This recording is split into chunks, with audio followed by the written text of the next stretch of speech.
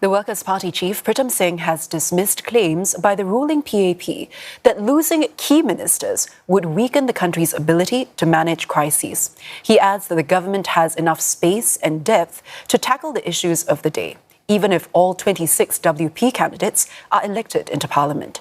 Mr. Singh was responding to Senior Minister Hsien Loong's rally on Sunday, which warned voters against the risk of tactical voting. A warning for voters that the Singapore government would be in trouble if it loses good PAP ministers at the general election. This from Senior Minister Hsien Loong, who cited Deputy Prime Minister Gan Kim Yong, who faces a straight fight against the opposition Workers' Party in Punggol GRC. Mr. Lee said Mr. Gan, who is also the country's Trade and Industry Minister, is someone who is hard to replace. But the Workers' Party chief, Pritam Singh, disagrees. It's a weak argument because precedent informs us otherwise. George Yeo did not succeed in the 2011 elections. Did suddenly our foreign ministry lose its bearings? It did not. Because there's so much depth in Parliament, even though you may have 1/3 of Parliament in opposition hands. So I'm very surprised to hear these arguments. In fact, if you think a little bit harder about it, it just reflects on the PAP.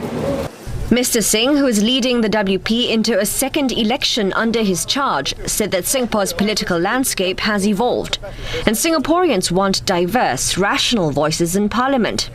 The WP Secretary-General also addressed Mr. Lee's comments that the party had nothing to do with the blocking of the Income Alliance deal, and that only one of its MPs had spoken up against the deal compared to 6 from the PAP. Mr. Singh said Mr. Lee may have forgotten about what transpired in Parliament at that time, or wanted to give, quote, one side of the facts. Well, I mean, we're not in government. The way the senior minister characterized the issue is if we were in government or if we were in charge. But we weren't in charge. It puts into perspective the ratio of how many PAP MPs there are in Parliament and how many Workers' Party MPs there are in Parliament. The ratio isn't 1:6. It's closer to 1:9. And that's something that the voters have to think about very carefully. Party Chair Sylvia Lim also weighed in on the WP's decision to abstain from the Income Alliance vote, saying the party had concerns about how the deal was handled. The right thing to do is to send the bill to Select Committee to hear from the parties that are affected as to how this law will actually jeopardize or undermine them before we pass the law.